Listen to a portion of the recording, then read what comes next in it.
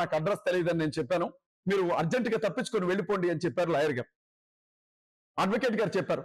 సాక్షాత్తు దీనికి ఆయనే సాక్ష్యం. నా పరిస్థితి బాగాలేదు, నన్ను వెంటాడుతున్నారు అని చెప్తే మీరు ఎందుకని ఇంత నిర్లక్ష్య వైఖరి మీరు ప్రదర్శిస్తూ ఉన్నారు?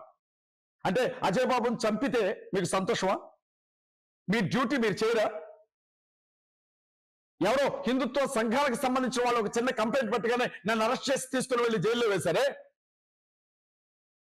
ఫేస్బుక్ వేదికగా, యూట్యూబ్ వేదికగా నెక్స్ట్ నువ్వేరా, నెక్స్ట్ నిన్నేరా చంపేది అనుకుంటూ అన్ని కంప్లైంట్లు పేపర్ ఆధారాలతో సహా తీసుకొచ్చి మీకు ఇస్తే మీరు ఎప్పటి వరకు ఏం చేశారు? మీరు వాళ్ళు పిలిపించారా? వాళ్ళకి నోటీసులు ఇచ్చారా? వాళ్ళని అరెస్ట్ చేశారా?